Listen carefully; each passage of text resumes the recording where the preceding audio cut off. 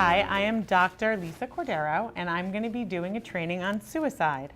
Suicide is a major public health problem in the United States. Suicide rates vary across demographic groups, with some of the highest rates occurring among males, whites, and the older population. Suicide is also strongly associated with mental illness and substance use disorders. We're going to show a quick program from the Dr. Phil Show on suicide and prevention. Hey, Dr. Phil here. I'm back with Coach Mike Bear, who you met this season on the Dr. Phil Show. You'll be seeing him a lot on the next season of Dr. Phil. If you caught us recently here on the web, we were talking about this tragic reporting of suicides that have happened lately. My gosh, we've had Kate Spade, Anthony Bourdain, Robin Williams not too terribly long ago, Chester Bennington, just different folks that have gotten into the headlines. And to kind of summarize, and if you missed that, we'll have a link right here where you can go back and look at part one. We're kind of doing a little three-part series here.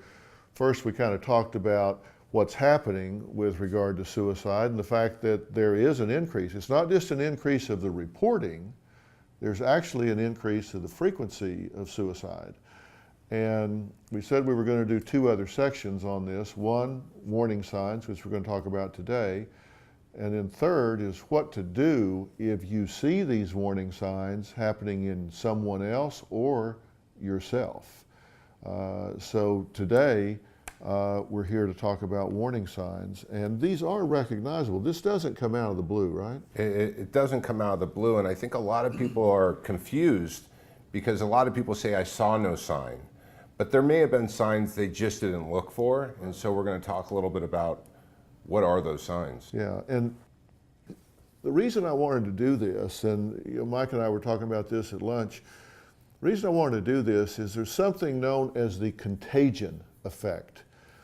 And the contagion effect in the world of psychology, it has meanings in different areas, but in the world of psychology, is the tendency for there to be copycat effect. Sometimes people will see things in the media and it causes them to think, well, maybe this is an out for me. And as a result, there are rules for the media, suggestions for the media about how to report on these things. And sadly, the media doesn't follow those things very closely, if at all.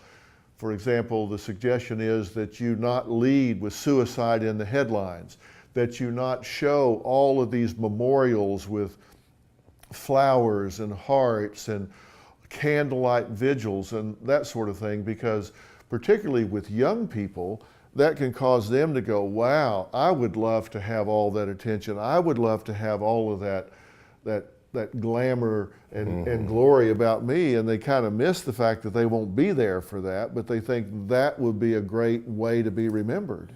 You're right, because the media glamorizes tragic events, and something along the lines of suicide, it's really impactful. Even TV shows and movies that are fictional really impact youth today. I was just part of a roundtable at the American Psychiatric Association that spent so much time about how do we actually help the media give solutions, explain warning signs, so that we don't have to lose more people than we need to. Well, you certainly don't want to throw gas on the fire, and that's what can happen with the contagion effect, and I'm glad that you were part of that roundtable. Did you come to any conclusions? There was a few conclusions. One is media needed more training and to follow through, education, and there needed to be a more centralized resource. There was a lot of different organizations today, and a lot of people are looking for, who do I turn to? Right. What is the solution? And at the end of our first section on this, we had all the resources there for you, the National Suicide Hotline and other numbers that you can call. Understand, when you do call those numbers, you will not be pressured. Nobody will cause you to give your name. Nobody's going to come kick in your front door. They're there to listen. They're there to talk to you and give you information. So there are resources out there, and we're going to again list those at the end of this conversation. But we're here to talk about what are the warning signs. And you said oftentimes people said this came out of the blue.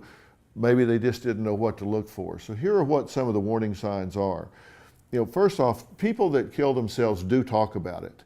Very seldom does this totally come out of the blue. They do talk about it to somebody in their life. They talk about thinking, you know what, this is an option for me. I might consider this. And here are the things they talk about. They talk about being hopeless. They talk about just losing hope, like there's just no way I can overcome this anymore. And they talk about feeling like they're burdens. And they talk about feeling like the people in my life would be better if I was gone. It's not that I don't love these people. It's not that I don't care about them, because I do, but they would be better off if I was gone. I wouldn't be a burden to them financially, emotionally. I get in trouble. I create turmoil and chaos in my family. They would be better off if I was gone. I'm a burden. And how many times have you heard that, particularly with addicts that you've dealt with? I mean, I hear it all the time. And I think it really comes from a dark place and a hopeless place, like you described. And it also comes from a place of calling out. Really just, it's almost like free falling and just looking for a rope to hold on to. Yeah. And that hopelessness is a terrible thing to feel, where you just don't feel like there's any way to change the course of events in your life. They also talk about feeling trapped. It's like, I've backed myself into a corner. I've either got legal problems over here, or I've messed myself up financially so bad, or I've disappointed the people in my life, I can't fix it. Or there are people that are experiencing unbearable pain. And now that can be emotional pain, it can be real or perceived, or it can be from some type of illness. Maybe they're suffering from cancer or some type of disease that they just can't escape. And so they'll be talking about those type things. Now, what will you see behaviorally from these people? Oftentimes you will notice that they withdraw. And they withdraw from everything, right? They withdraw from friends, family, church, activities. They just simply start pulling back from life altogether. And when you see that, big warning sign, right? I think what you're describing is someone who really isolates, has changed their behavior, is not engaging in activities that they would normally engage in. And the reason that is such a big warning sign is, think about it. I think old sayings get to be old sayings because they're profound. For example, you can't get a hit if you're not swinging. That's an old baseball adage. Well, like, look, you can't get a hit if you don't swing the bat. Well, what happens when people withdraw? They get depressed, they get what we call psychomotor retardation, they stop behaving, their activity level goes down. And every time they cease to behave, they cease to get in the game, their likelihood of getting a reward is diminished. And the fewer rewards they get, the less active they are. And the less active they are, the fewer rewards they get. So it's a self-perpetuating, what we call an auto-exacerbating scenario. It's self-perpetuating. It makes itself worse. The less active you are, the less chance you get for reward. The less rewards you get, the more you give up. The more you give up, the less chance for reward. So it makes itself worse. And so they start to sleep more, and they start to self-medicate. And so those are big warning signs behaviorally. And this will sound like a real obvious one, but they start going around telling everybody goodbye. And they start giving away their most prized possessions. And you think, well, duh, that's a big warning sign. But they actually do that, right? They do. I had a client who contacted her attorney to have her will done. And the attorney had no idea why she would want her will done. Neither did anybody who was in part of her team. And myself and management were kind of like, hey, this is a big red flag. Yeah. This person doesn't need to put together a will when they're 19 years old. Yeah. Now, other warning signs, these are kind of catch-alls, but depression, anxiety, lots of shame and anger. These things certainly are warning signs. If they've had prior attempts, that predicts, the best predictor of future behavior is relevant past behavior. If they've attempted it before, then they're likely to attempt it again. And if they start taking high-risk behaviors, they start behaving recklessly because they don't value life anymore. So they drive recklessly. They start doing things that before they go, I don't do that, I could get hurt. Now they don't care. So they start doing really reckless behaviors. And here is one that is a little confounding and difficult to see, but it's so important to note. If you've got someone that has shown you all these warning signs, and then all of a sudden there is a substantial shift to the positive, all of a sudden there's an improved attitude, an improved demeanor for no observable reason, you need to be real concerned. It's not that they solved a problem, just all of a sudden they seem to have a lift of spirit. You know why? Because they're short-termers. They've decided they've got a solution now. They're checking out Friday night. They're going to kill themselves, so they say, hey, I'm a short-termer. So you see a lifting of mood without any reason for it. That should cause you great concern. Know any protective factors? Some marriage? Pets? Children? Food?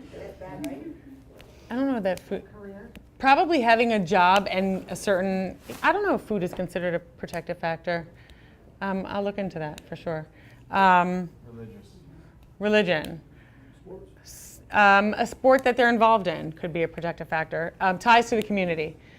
So these are all things that would prevent somebody or be more preventative in nature. And I just want to let everybody know that I will provide Eric with a copy of a suicide risk assessment just so you guys could see how we ask when clients first come in, how we assess to see if they're going to be a higher or lower risk for suicidality.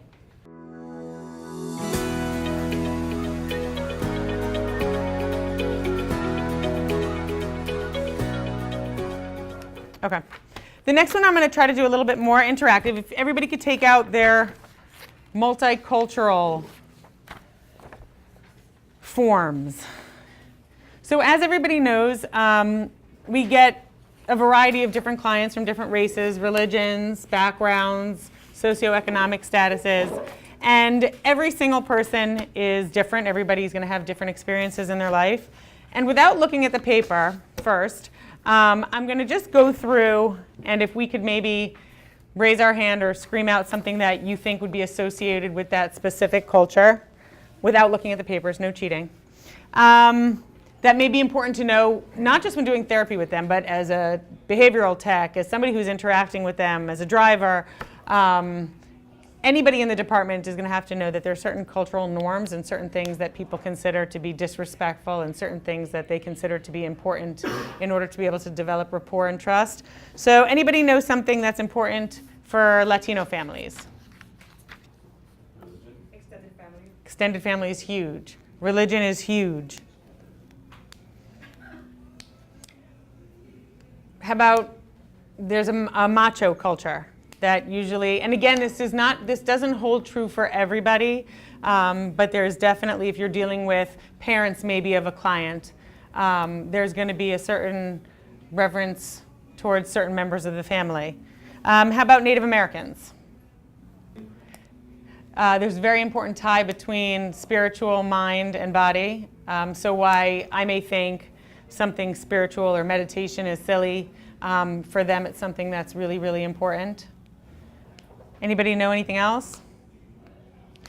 I had learned when I was at Fort Lauderdale Hospital that if that was the only culture that if they gave you something, you weren't allowed to not take it. It's considered very disrespectful. You obviously had to give it to your supervisor, but as in most cultures, you refuse things, it's considered very disrespectful in the Native American population to refuse something. So when they give gifts, they incorporate a lot of storytelling. So maybe if you're having a family session, and somebody starts to tell a story about something, you wouldn't want to cut them off. Or if you have a client, Andrew, in the car who's telling you a story, you wouldn't want to interrupt it because it's something that would be culturally relevant for them. How about Asian Americans? Family is a big thing. They also don't disagree with elders. So it's important to know that if you're maybe having a family or having a communication with somebody in the family, that the client may not disagree with the elder present, but they may disagree with you. So it's important, obviously, maybe not for the family to save face, that if you are in some sort of session or you have a family come to the front and the elder family member is stating something, it's important to know how to communicate certain things to them and not to have them lose face in front of their family member. I'm going to go through and I'm just going to read some of the important ones because they're important for everybody to know. Because it's very easy to lose a client if we offend them, especially when we first are getting to know them. So African Americans, extended family networks are very important. Strong focus on spirituality. Children help with younger siblings. Adult males help with traditional female tasks. Family members may seem critical of one another by white standards. Often mandated into treatment, the counselor must deal with issues of trust non-defensively. So again, this is not the time for anybody to assert their own opinions when we're dealing with people. We really have to just understand that this may be part of the culture when we're dealing with them. They value assertiveness, acknowledge impact of a racist society. So even if I have an opinion about the newer generation not utilizing slavery in their current situation, we have to be very empathetic to everybody's experiences. And they prefer a close connection with the counselor. And a lot of collaboration with church leaders. You will hear a lot from the African American clients about involvement from pastors and people that they know from their church. Native Americans. Melissa, can you read Native Americans? Yes. Collective culture, extended families, try to provide sense of security and belonging, attribute physical and supernatural causes to difficulties, healing rituals often used to recreate balance in one's life, be aware of current political relations between tribes and states, work within holistic framework incorporating body, mind, and spirit, prefer close connection with counselor, like to understand why, incorporate storytelling, and focus on present, not future. Ricky, could you read the Latina? Extended family, including friends, emphasis on familialism, family, patriarchal, great respect for elders, godparents, share responsibility for child's welfare, fluid family structure, clear gender roles, corporal punishment is common. Acknowledge family hierarchy and father's authority. Take time to get to know the family before discussing problems. Acknowledge extended family and friends. Convey sense that therapeutic relationship is personal. Acknowledge religious and spiritual attempts to solve problems. I also want to point out that you'll be able to see on this paper that with the Asian Americans, there is a difference between Chinese cultures, Vietnamese cultures. So you have to make sure that you have an awareness about the client's background before you start dealing with the family. I will also read Asian Americans, which are Indians, are patriarchal, collective culture. Members are expected to uphold their responsibilities. Sons favored over daughters. Prefer approach focus on reasoning, upholding one's responsibilities. Integrate spiritual belief and convey a sense of moving forward. Anybody have any thoughts on maybe a conflict or an issue that could arise regarding culture? Sexuality, yes. Huge, huge, huge. There's some cultures that are a lot less approving of being homosexual in the culture. Again, this is not, for every culture is not going to have the same reaction, but there are certain things that will be stronger in one culture over the other. Anybody have any questions about the importance of knowing the culture and background of the clients we're dealing with? I just think it's important to use this as a guide and not assume that just because somebody looks or comes from a certain area means that this will fit them. So coming at it from always a respectful and open mindset And when in doubt, people like you to take interest in that. So asking, what can I do for you? What makes you unique? How can I be most helpful to you? People appreciate that. Probably from almost any culture, they like to feel like they're important. I think that's a fair assumption to make. It's not so much a question. Yes.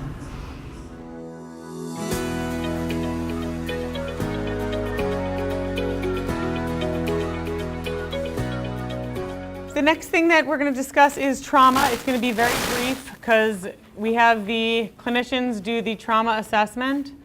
So it's just important, certain things are important to know just when dealing even on a superficial level with clients. The definition of trauma vary widely. What could be traumatic to me may not be something that would be traumatic if it happened to somebody else. So it's important to respect everybody's experiences. Anybody have an idea of how we would define trauma? Trauma could be either a horrible experience that changes your perception of reality. Somebody could think that the world is a safe place and have a trauma happen to them, and all of a sudden the world isn't a safe place anymore. An event that exceeds one's ability to cope. Being stuck in some past state due to shock or horror. That happens a lot with veterans. When the past holds you hostage, making you feel like you have no choices. A life-threatening or ego-threatening event, and you can't move through a bad episode from the past. The 3-stage consensus model. So there's 3 stages that people work through in order to get through trauma, which is stabilization. I would say in treatment, we probably do the stabilization and beginning to work through the trauma. No client should come in here and think that they're going to be able to process all of their trauma in 35 days. So that's something that it's really important to re-emphasize to clients, that this is the beginning of the process. Also, as you know, many clients aren't initially open to discussing their trauma in groups or with their therapist. It takes time for rapport to build. Rapport will usually build a little bit quicker in treatment because we see them every day, as opposed to if we see them outside maybe once a week, it's going to take a lot more time to build that rapport. And then the last is the reintegration or reconnection with society, or just being able to expose yourself to things that aren't harmful, but that maybe you perceived as harmful through your trauma. Things that are really, really, really important are that we don't want to re-traumatize the client. Well-intentioned clinicians can re-traumatize clients if they ask like they're interrogating the client, or if they minimize. So that's important with anybody. I think a lot of the behavioral techs here are actually spoken to by the clients about trauma because they're in a very natural setting. So it's just really important for even staff who aren't trained to know that when somebody's talking to you about trauma, you certainly don't want to minimize it, even if it's not something that's traumatic to you, and you don't want to interrogate them. You want them to be able to disclose whatever it is that they feel comfortable disclosing. The most important thing, and we do get frustrated sometimes with the clients, is that they have to be ready to talk about it. If a client is not ready to talk about certain trauma, it can be re-traumatizing if we force them to talk about it. Unfortunately, in the population that we deal with substance abuse, because a lot of people are in impaired states, I would say more so with the female population, but certainly with the male population as well, they end up in dangerous situations. So sometimes they're using the substance to cope with trauma, and then they end up re-victimizing because they find themselves with strange men in dangerous neighborhoods and doing things that are really dangerous. But other than the clinicians and the doctor, I don't think anybody really deals with the trauma at an in-depth level. So it's just important that if somebody's discussing or disclosing any trauma, first of all, that you definitely report it to the clinician or the medical department, even if they're just disclosing it in a kind of conversational, friendly way, and that you don't minimize anything that they're sharing with you. We do have a copy also of the trauma assessment, so if anybody here does want to see how we assess for trauma here, there is a copy of it up front.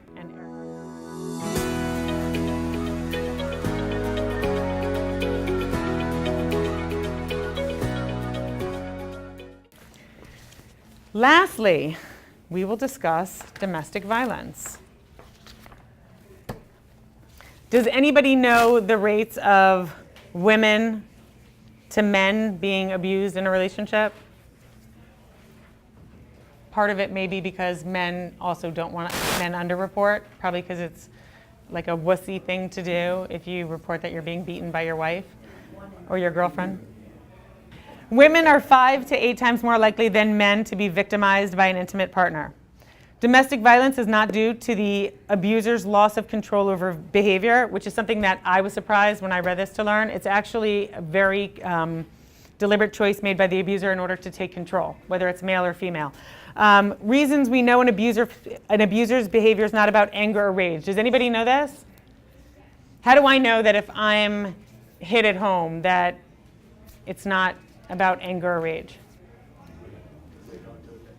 Right, they don't do it to anybody. Somebody who has an anger problem, a physical anger problem, they're going to hit me, they're going to hit you, they're going to hit Max because they have an anger problem. A lot of times in domestic abuse, there's one person that's getting hit, or one person at that time. You know, if it's somebody who beats women or somebody who beats men, it'll be one person at that time. If you ask an abused woman, can you stop when the phone rings or if police come to the door? What's usually the answer? Yes. If a police comes to the door, they'll usually stop because it's controlled. You know, or if the phone rings, they don't want the person on the other line to know that they're beating you, and they will stop.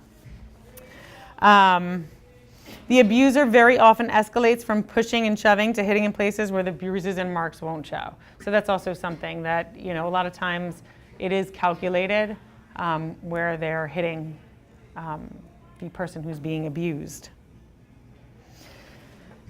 Spousal abuse and battery are used for one purpose: to gain and maintain total control over the victim. In addition to physical violence, abusers use the following tactics to exert power. Does anybody know some of the tactics? Isolation. Anybody? We've had clients. We have a client now who talks about sometimes their partner gets jealous if they're talking to somebody else.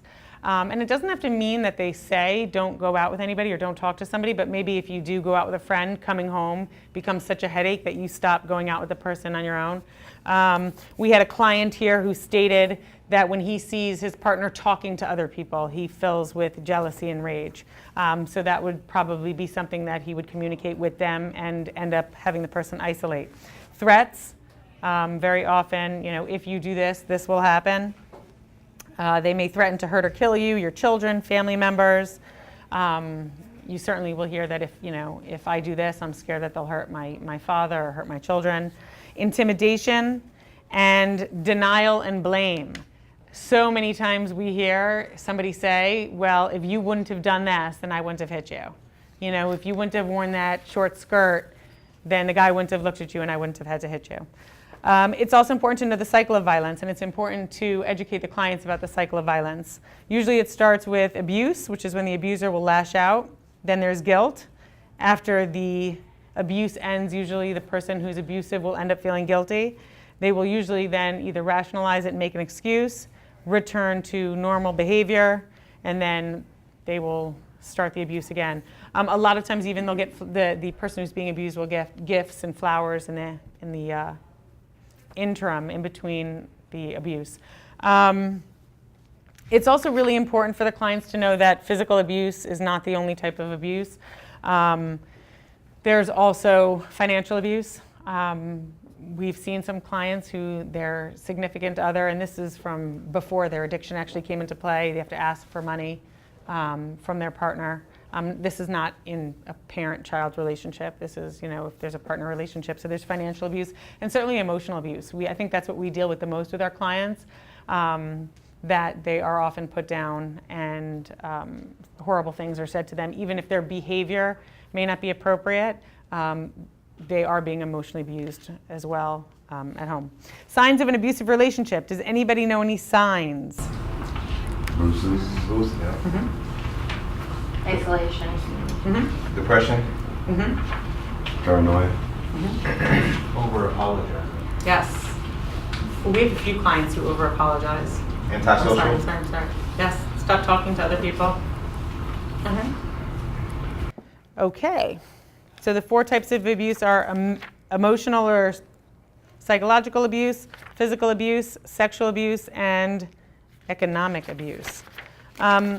What do you guys think that we do if somebody does state that they're being abused? If it's an adult? Are we allowed to report it? Yes. We are required here, by the way, if we have a client states that they are being physically abused, we are required to ask them if they'd like to file a report. And that's all we can do. What's the exception? What is the exception? Good question. Good question. Gunshot or stabbing? We have to file that? We do that? Gunshot or stabbing? What happens if there's a gun? Yes, if there's kids in the house, then that's now becomes child abuse. So we would report that under child abuse. Do they have to be shot in order? Okay, so suppose they shoot and miss. Does that have to be? Seriously. There's a big case in Tallahassee about a woman who fired a warning shot, and she was arrested. I believe it has to be a gunshot wound or a stabbing, because those things can kill someone. Everything else, the reason why we don't have mandated reporting is because it tends to get worse. The concern is, though, If they're not willing to gunshot leave the wounds person. and stabbings tend to not get worse and is likely to lead to murder. So those get reported. Any questions about domestic violence?